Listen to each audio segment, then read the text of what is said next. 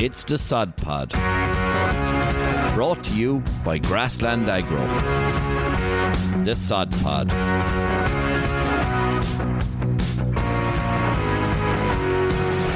Hello, and welcome to the Sod Pod. This is our season finale.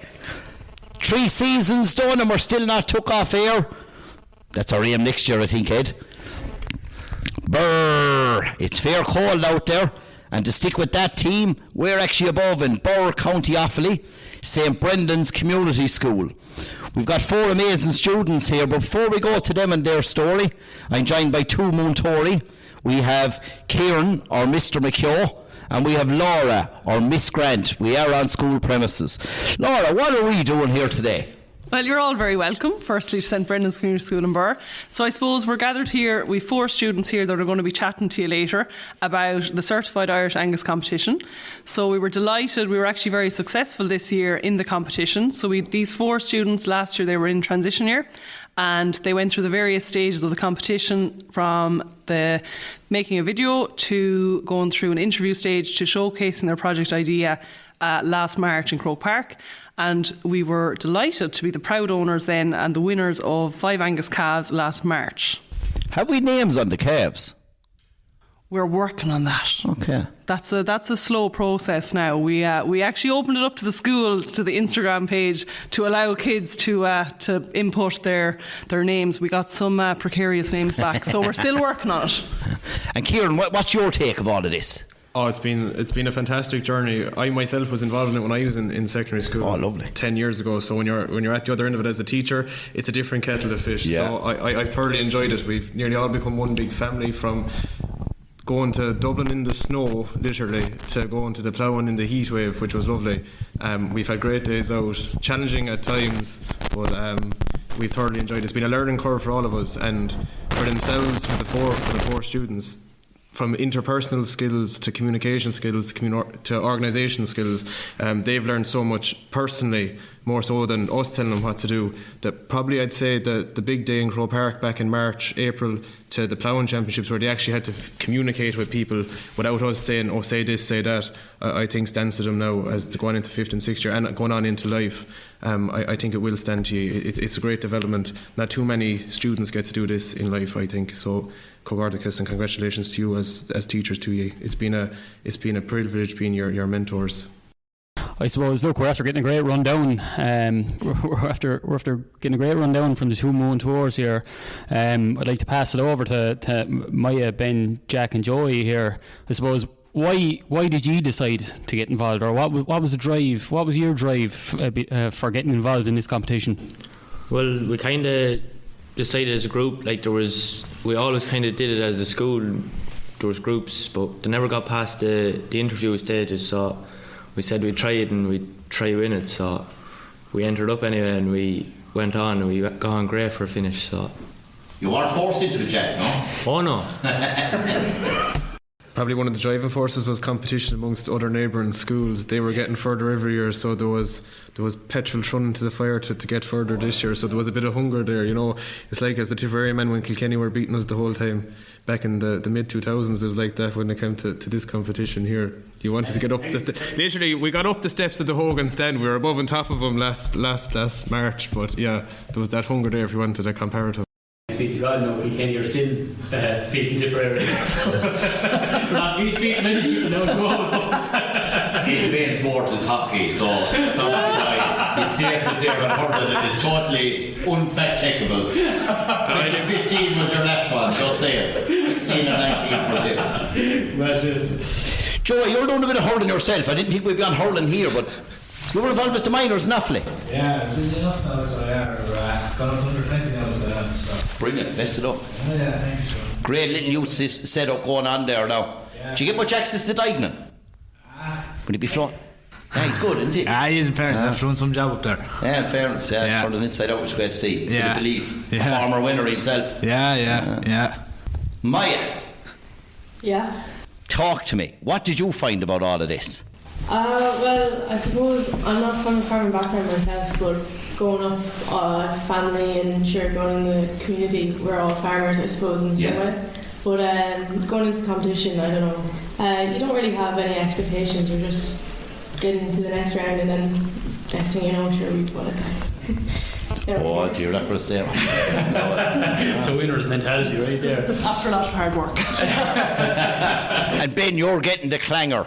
I want you to name this. So our project is small incremental changes yield significant differences in sustainable beef production. Good man, took me 4 goes. Take us through, I suppose, what does that actually mean? So it's the small changes that farmers can do on their own farms to make beef production more sustainable, like what the everyday farmer can do to improve their cattle, basically. And that's a massive statement, because I think we're always looking at farming, looking for big worldy changes and big massive. Small little steps does more than anything, doesn't it? That can be achieved on the farm every day. Yeah, small things like dribble bar and the GPS systems, they're all a big help, like, because a small farmer doing a big thing is hard, like, but doing a few small things every year makes a big difference.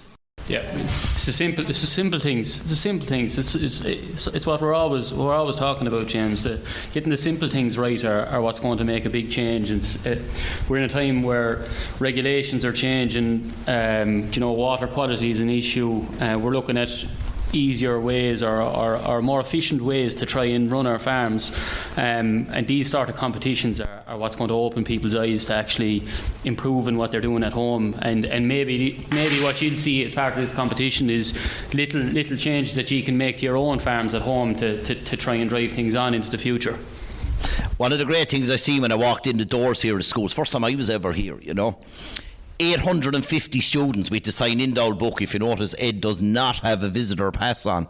We had to smuggle him in. We were only allowed 2 people in. Hamell demanded to arrive, so we had to put Ed into that suitcase and wait him in there for QT. But the 850 students, 54% are directly from farming, 46% aren't. And they all want to be involved in farming. Everyone does. And I think that's the big win. And you're the next wave to deliver this message. Obviously, there's been a lot of hits from media channels about dirty dairy, dirty farming, all those, and they don't understand. When you walk around the school here and see such a buzz that there's pictures of animals around and everything. We all eat, and there's a place for everything. There's a place for veganism, there's a place for vegetarian, but remember, to be vegetarian you kind of need a farmer, sometimes that message gets lost as well, and there's a place for meat as well. And I just think it's great to see the positivity and bounces going around. And you got any thoughts on what's going on from that sphere and where you see the pressures on farming? Yeah, there's plenty of pressure on farming nowadays. Lads are under pressure to make so many changes and to change the way they farm and change the way they work at home. But sure, you can't just get lads to change straight away. You need to take your smaller steps and think about what you're doing before you tear into it. Well, at the end of the day, you're helping the environment, and that's the main goal, but it'll always end up better for the farmer as well. You'll be wasting less meal or fertiliser, and you'll have more efficient animals as well. I think we have a new recruit. There's a lad cowering behind us there, Ed. Noel Hamell. Noel, you're one of our agronomists in Grassland Agro. Tell us your views. Why are you chatting to these people about all of this? Well, James, first of all, I want to congratulate the 2 teachers, Laura and Kieran. I was actually delighted to be invited here to the launch night, and I seen firsthand, number one, the video. It showed, 5-10 minutes or yeah, it was about 5 minutes. I'd say the hours of work that went into that. It was exceptional, and you'd know from the word go that they wanted this, and the minute the 4 kids start talking, you'd swear they were years beyond their age and their knowledge of farming and farm going forward, and talking about sustainability and things like that. And as I said themselves, small changes. We were talking about this with beef farm or with dairy farmers for the last years. We work with them, but it's lovely to work with beef farmers and just work on small changes and make it more profitable for them. Do you know what I mean? Because beef, people have to eat. The population of the world is growing, so there's a lot more food needed in the world. So the beef industry is a huge important part of our agriculture. So when Laura invited us to kind of partnership the school and maybe look after the sustainability into this programme, it fell right into what Grassland Agro is all about. Like we're talking about, like sure, for the last 5 years, sustainability is a big word with us. So it's only simple little things, soil fertility, getting your soil samples done, doing a nutrient management plan. These kids will have all that done. The cattle are on Jack's farm, and like Jack's farm will be soil sampled. We'll have a nutrient management plan, and we'll talk to them through the fertiliser, and these guys will know what fertiliser is going out on their land even before the season starts. And that's critical. That's critical. So like it's there's no wastage there then, and like as Eddie said, like small changes. Do you know what I mean? It might be only changing a product or something like that on the farm, and it could have huge impact. Again, they've done their silage sampling there as well. Again, another great thing. So like massive, so they know what meal to feed, they know what minerals to feed. That all feeds into the system being more efficient. And what have you to do with these calves now at the moment? What are you actually doing with them? Well, we're going to rear them as sustainable as we can. So, as Noel said, the soil fertility was our kind of main part of the project. Yeah. So, we're going to get the soil tested, and we'll have it ready for next year, thanks to Grassland Agro. And we have the silage tested, and we have a nutrient management plan. So, we'll try and stick to it as best we can and rear them as most sustainable way possible. And they're also weighing the calves every month as well, so to calculate their average daily gain. And I suppose linking back, I suppose no farmer ever goes out to kind of purposely damage the environment, and that's kind of what the students were all saying. In fairness, like they're all using GPS, low emission slurry spreading. It's kind of like small things, and they have their silage test done. Silage was very good quality, so we're feeding based on that analysis. And then Noel is going to do our soil sampling. So that was a main part of our project as well, is like getting your soil fertility correct, because at the end of the day, fertiliser is not cheap, but I suppose if you're spreading it incorrectly, or if you're spreading it wastefully, and getting simple things like your pH correct is so vitally important. And that's something that, as an ag science teacher, I would be constantly ranting to students about the importance of getting simple things right, and even as a farmer at home as well, to get the basic things right. And that's brilliant as well, because of, Grassland, in fairness, they do a great nutritional management plan, and it's very, very useful, and it's something that farmers should always implement. Kieran, would you back that up now, or would you contradict Laura there? No, well, never. We can't give out about Noel because he advises us to on our own farms, but we're kind of tied into a corner here.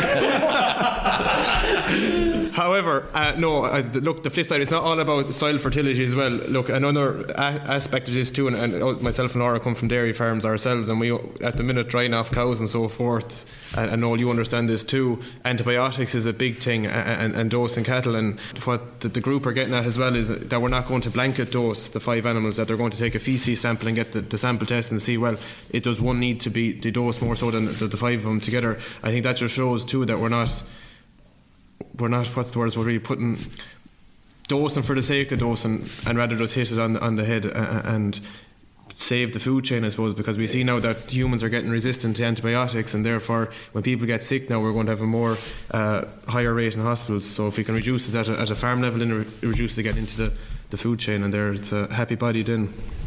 I think that's, like, your experience here is hugely valuable to the team. I suppose in terms of 2024, like, you've seen massive pressures on farm, and there is always that pressure for farmers to be more sustainable the whole time, in terms of soil samples, in terms of water quality. But I suppose maybe it's something you've discussed with the team here. Maybe it isn't. So what have you seen, or have you discussed a little bit about the mental health aspect of farming and how difficult the year was, and have the lads seen different aspects of that on their own farms at home? One thing that comes to forth the whole time is if you look at the food pyramid and you turn it upside down, that's the way agriculture is going at the minute. That the average age of the farmer now, or the dairy farmer, I know myself, is at 64.8 or something like that. So the younger farmer is getting smaller. I know from being at home, there's the guts of 20 dairy farmers, and the farm under the age of 25, there's only 6 of us now. Yes. Yeah. And so like if you have leaders like these 4 going forward, it gives you like a bit of ammunition for ourselves. It kind of bumps you up. And even here in school, we've noticed that other teachers who are beef farmers, even though we're predominantly dairy farmers, but they're all like, oh, this is a great incentive now to boost the beef sector. And with the way beef prices are at the minute, sure, you're on the pig's back with over €6. So like, if they can show that if you do make the small changes, you know, it does increase your profit, it does increase your pocket, and like it does take the pressure off the head at times, because we all know the spring and winter we had last year put ferocious pressure on farmers. And I know myself from my own experience at home, seeing lads like looking for silage, slurry was literally ploughing places to get slurry out. And if we can show that if you actually reduce your stock number a small bit, and I know, Joey, you always, when we sat down to plan this the first day, you talked about the efficiency of clover on your farm. Like, that's a natural protein, so that then reduces meal intake and how you utilise it at home. And your knowledge on that alone was phenomenal towards the project, and I learned more from that than most things. So yeah. I suppose going back to what Ed said there about just the mental health of farmers as well, we did put a lot of emphasis on health and safety of farming, and I do think farming has become, you know, it has a lot of challenges associated with it, and it can be a very lonely occupation as well. And I think I've come, and I suppose my own father, he's a young man enough, like, but I suppose there's a lot of legislation now surrounding farming, and farming has become very difficult in terms of paperwork and legislation and rules and regulations, and they seem to be bringing out a new thing every single day. And I just saw on the news there, this new Mercosur deal or agreement is looming, and it's worrying for farmers. And I suppose we were delighted to have Francie Gorman, the president of the IFA, here at our launch as well. So he's been a great help to us as well, which has been brilliant. So the kids have a direct line to the IFA president, which is always very helpful. Good man, Francie. So thank you very much, Francie. But no, listen, I suppose this is the kind of main objective of our idea. I suppose the small things that we can do, and I think anything that kind of helps. As I said, a farmer never goes out with the intention of damaging the environment, but I suppose it's to make the whole system efficient, to make more money. At the end of the day, you want to make money. That's the overall objective, and if you can do that in the most efficient way whilst helping the environment, that's the main goal, and I think that's every farmer's objective in Ireland. There's a great statement, Laura, because the reality of a lot of businesses, when we look up and down, they don't have the ability or interest in actually minding the environment, and that's often forgot. The farmer gets to do both. Yeah, you know? Well, I think sometimes the blame is kind of pushed onto farming as well. Yeah. You know, like, we do a lot of soil testing, we do use GPS, we do use, you know, low emission slurry spread and protected fertilisers, but I think sometimes it's just an easier way to just push the blame onto the farmer. Yeah, and that happens sometimes a lot. Sometimes they're an easy target. You know, an easy target, yeah, absolutely. Now I'm going to get into a bit of nitty gritty here now. So, Maya, Ben, Jack and Joey, there was 4 of you at this project now for 14 months now this is going. Any disagreements? Any needle? Any friction? Well, no, Jesus, no, we wouldn't be like that. No fighting between us now. I don't know, we had a good old relationship through the whole lot of it now, to be fair. We got on the finest. Good. Maya kept control of us all. At the heart of every good farmer in Ireland, there's a woman actually organising the show, let's be honest. We all know that. We pretend that's not the case, but we all know that is the case. Just, James, one thing I noticed there after the open evening, there was 2 things actually I noticed. Number one, the thing that impressed me was the weight gain of the animals. It was 1.3 kilos per day, which is phenomenal. That was good. And I think that's hugely important, you know, because like when we're talking about stocking rates and nitrates and everything, the sooner we can get and the younger we can get cattle off farms, the pressure is taken off is unbelievable. Completely away from that, the other thing I noticed was the boys, these 3 boys here, they're like the superstar hurlers. When the evening was over, they had a group of women around each of them, and I said to them, like, these lads are celebrities in their own right. So I said, it's not all about the cattle either, Jim. I'm quiet now. Blushing though. It's good and healthy though, isn't it? I was wondering why they all have their mobile phone number stuck to the front of their jumper there. That would make sense. I thought we were on camera. And if you go back when you started this in September 2023, how were ye chosen for the project, or did you choose yourselves? What's that process? Well, we kind of, as a group, came together, and well, it was the three of us first, and we kind of said we needed a bit of brains, so then we said we'd ask Maya. Thank God for Maya. What do you think, Maya? I didn't know what to say. I suppose. Yeah, I said I didn't know what I was getting into, but I'm glad now I did it. Yeah. Should have prepared some. Still more to go. Oh, definitely. But we did we put the work in so far. Yeah, superb to see. I also think it's nice as well. The four of them come from very different backgrounds, James. So like Maya, as she said, she doesn't come from a farming background at all, but her dad is a head nutritionist in Grennan's. Brilliant. So Ben then is coming from a dairy farm, and we've Jack from a beef farm, and then we've Joey from an organic farm. So we've a great savage. mix and a great, that is ideal. They bring great skills and expertise, different dimensions. There's so it's brilliant. Components in each section there. Yeah. Like, so it's great to be able to. Yeah. So it really worked throughout all the components of the competition. They all brought their own little differences and speeds. Yeah, so it's very good. Lads, can I ask you, what are you going to do when you win this competition? Sure, we'll have an old bit of a party, I suppose. Are we invited? Oh, yeah. You're not going to look after the two teachers. Oh, it'll have to be looked after. We want a holiday. And who's run this competition? Give me that backstory. Who's? Certified Irish Angus. They're kind of promoting the Angus breed. Yeah. So they kind of run the competition to get young people interested and keep the word going, like keep young farmers kind of going. Like. Yes. Yeah. And like you're in the last 5. I think it started with 7. Was it 7 lads? Yeah. And you're in the last 5. 152, I think it was. 150, and then we were down to 40 in Croke Park, and then we were narrowed down to 5. Down to 5. And what's the next step? We're going to Brussels. Go away. Yeah, out to the European Parliament there. Savage. Yeah.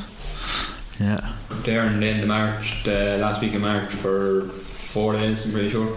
Brilliant. Yeah. Serious crack out there.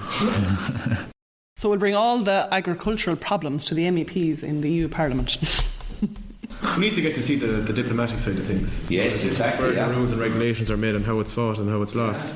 And I suppose with the Mercosur deal, you will probably see a bit of that come March when it is trying to be pushed in and who's going to fight for no.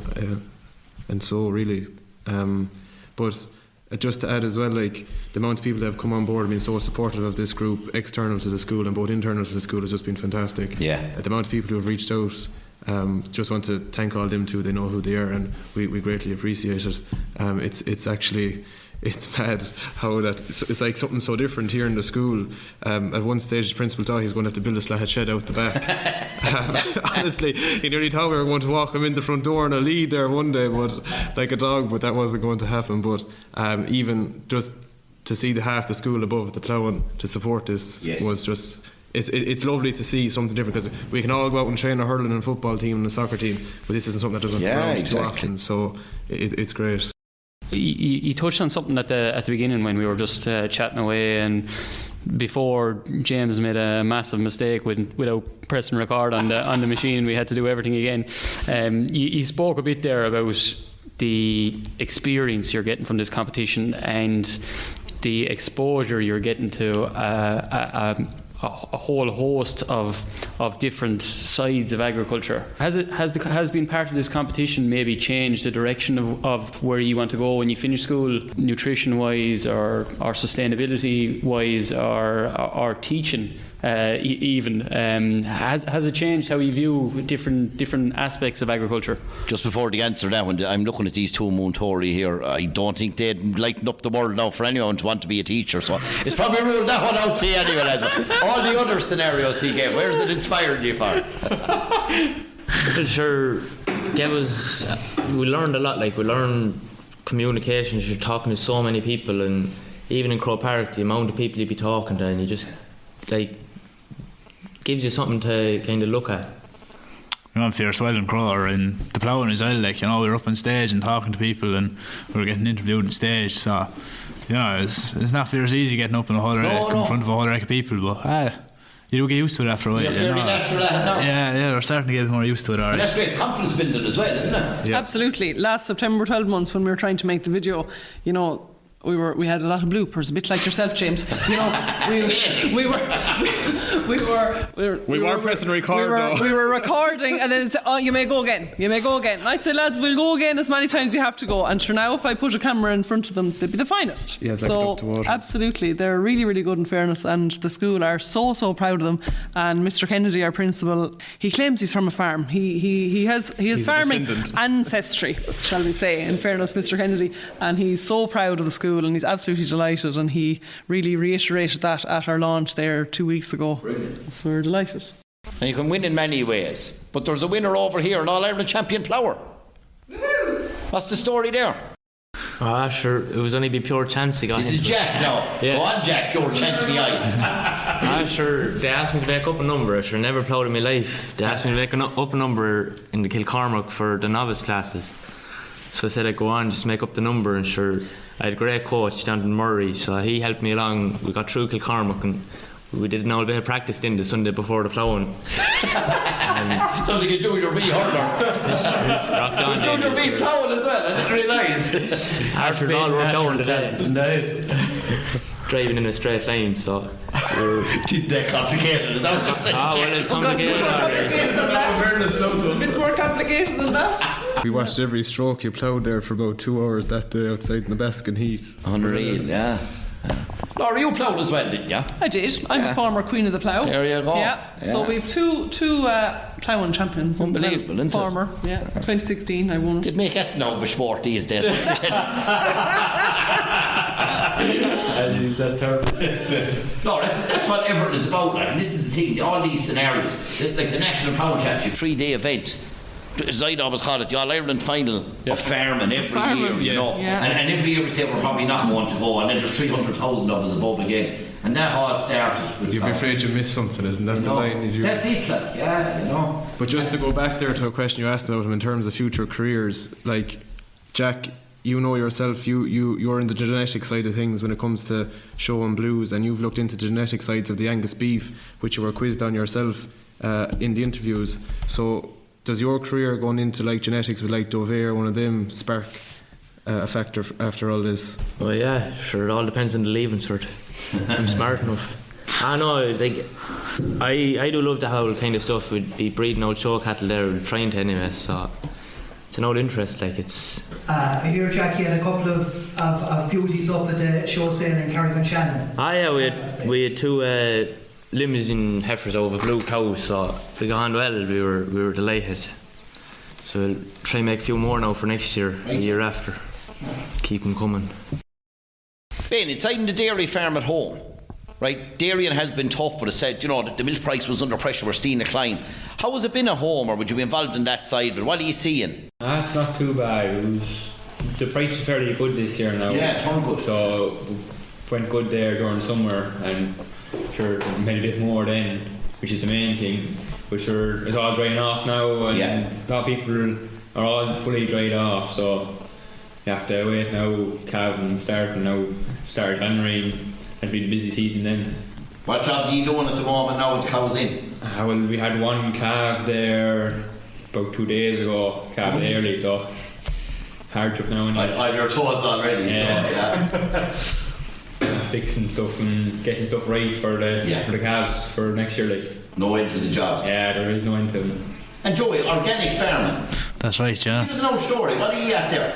Sure, we started getting into it there in 2017, so it was my grandfather's idea. Yeah. So it was. We sort of only a bit of an idea back a while ago, and we're after coming into it now fairly strong. Really? So we are. We're fully organic now, so we're finding it great for us at home. Yeah. It's tough though, isn't it? It's just a different thinking again, isn't it? Yeah, it is. Yeah, exactly. It's more sort of I suppose you have to think about what to do instead of meal and instead of fertiliser and, you know, all these different things. But yeah, no, it suits us down to the ground now, in fairness. You had a great whole idea how you were going to win this competition from the very start, so is that it? Yeah, well, sure, we thought we did anyways, and we ended up having a good old idea, alright, yeah. We're getting close to wrapping up, right? But Maya, Ben, Jack and Joey, I need an answer to this question. We have, well, I'm allowed calling them by their names, right? We've Laura and Kieran over there. Have they got nicknames in the school? That's how we've heard of anyways. Or not that we can say. Not that we can say anyways here. I missed that. Maybe you're better off. I'm just going to pass the final words over to Laura and Kieran. Anything you'd like to say? And we'll wrap it up. I suppose thanks very much for coming. We're very excited about the year ahead. It's going to be, I suppose, a busy and exciting next 12 months. I said originally, I said last March, I'm delighted now if we won the Cavs. I said, that's all I want from this competition. And by God, when we won the Cavs, I said, scrap that. I said, I want to win the competition now. Laura nearly went through the roof. I did. Yeah, my reaction was hilarious. And I said, I went into the classroom the 23rd of March, I'll never forget, it was Friday morning at 10 o'clock. And I was on a bus to Kilkenny. We ran in anyway, and I said, I was foostering there with the phone. I said, we may record this reaction, because I had a good feeling that day. And I said, if we don't win, I said, I'm never going to enter the competition again, because I said, I don't know what you'd have to do to win it. Because I said, in fairness, these 4 kids, I had them out on my farm one day. I brought them out, showed them GPS.